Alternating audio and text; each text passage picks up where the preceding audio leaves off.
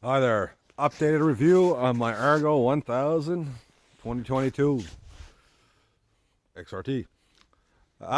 Excuse the mud, but I just want to show this is not a pavement princess. I actually use my machine. Probably a little bit harder than some people, but I didn't buy it to make it keep it in the garage looking pretty. Had this bike about 8 months, so I figured, you know what, I got 550 kilometers on it. Had it all through the winter. First part of the summer, and now we're into spring via the mud. So I figured I'd do this quick update now because I said I would. So it's okay, right? I mechanically, I haven't had an ounce of problems with it. It's done everything I've asked. Just quick updates. So I always figure I'll have to get a light bar for it, but the headlights, for just being normal headlights, are pretty damn good. The low beams are really good. And just so you know, I take this thing in the woods a lot. I mean, it spends like 90% of its time in the woods. And I've never come close to scratching or breaking a headlight yet. Everybody worries about these little round headlights, but never broke one. Knock on wood. Yet. But no, they work really good. Tires to come with, perfect. Maxxis. Mind you, I guess the wife is right. An extra 2 inches wouldn't hurt. An extra inch or two on ground clearance would be nice for this thing. I mean, I do have the shock set at super low, just for more comfort for me and the wife on it. So that might be part of why I do bottom out more often than I'd like. Outside of that, the power steering's fine. I mean, I said in my other videos, is it the greatest? Far from it. But I have no trouble with it. I'm not the strongest guy in the world. Throttle and clutch are really good. Excuse the clutch extender I have on it. That has nothing to do with the throttle on the bike. That's me and 50-year-old arthritic hands.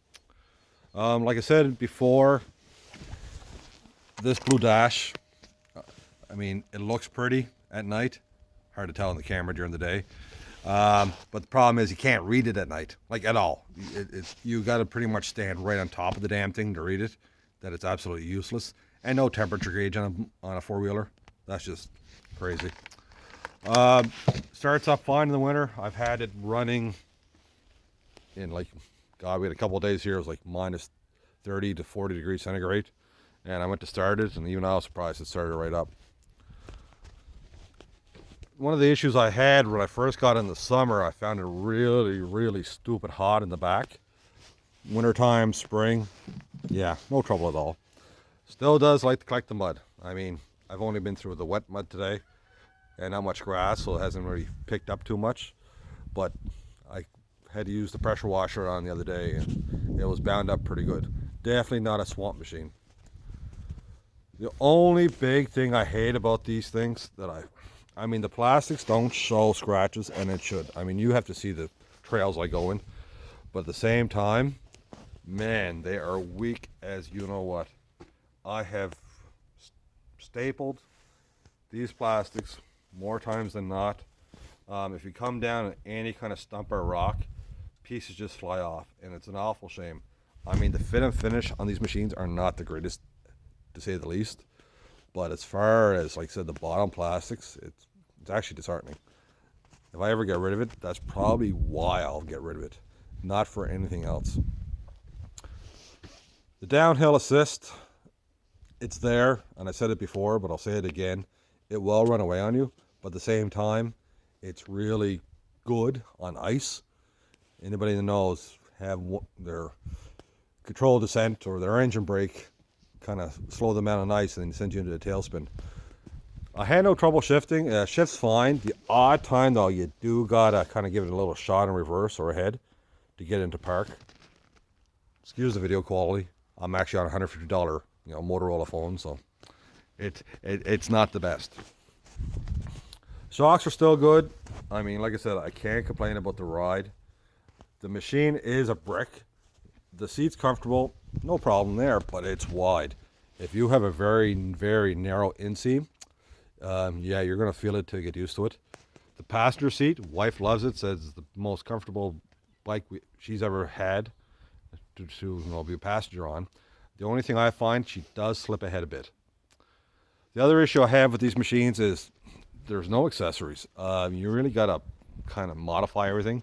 That's a Ulysses 2 box I bought for it. I mean, it fit fine. Had to take the handles off. But windshields, I seen one guy had a windshield on his, but he had to cut holes through the hand guards. So I think that's one of the biggest downfalls of these things. There's no accessories really for the 1000s. I see there's some for the 700s. I mean, it's made in Taiwan. They call it an Argo, Canadian company, but it's made in Taiwan. It's a TGB blade. They're older versions. They're dirt cheap. I think it's like 12,000 Canadian on the website now. Of course, the price went down after I bought it, but it is what it is. I said earlier about the fit and finish. Same thing, right? That could be fixed. I mean, these are okay, right? They actually keep stuff fairly clean. I'd be scared to death though in the cold weather to get that back on without breaking something. Oh, and when I mentioned about the plastics, people might say, well, you know, it was probably cold when you hit it. Nah, unfortunately it wasn't. And it wasn't even that bad. I've had other machines and I've hit the plastic before, never done that to it. Like I said, for 12,000 for a 1000cc machine, it got like 82 horsepower. It goes like a scalded cat. I mean, it'll do 120 kilometers, even with the wife on it, no problem at all. It gets a little squishy to turn, but outside that's pretty good. I mean, it's good at everything. I mean, it does everything. What is it going to be breakneck off the line? No. Are you going to be able to pick up the front wheels? Well, not without trying. You're never going to water wheelie with it. It's never going to be a mud machine. Is it the best in towing for its size? God, no, not even close. But it's good. I mean, it's not great at anything. I'll be perfectly honest. I mean, is it fun to drive? Yeah, sure. I mean, lots of power. I mean, it's clutched perfectly. It's very little leg. And the trails here are not smooth. There's some parts. For the most part, it's up and down these short little hills, up and down, up and down, up and down, which is fun.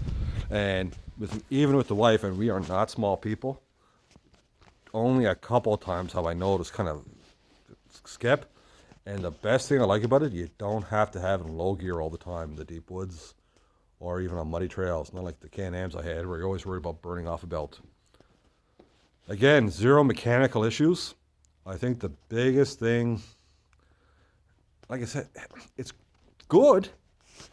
I mean, it is fun to drive at times. I mean, it's a great looking machine when it's clean. I mean, everybody asks me about it. I love the look of it. I'm not trying to sound negative on it. I mean, if they just fixed the damn bottom plastics, I'd be so much happier.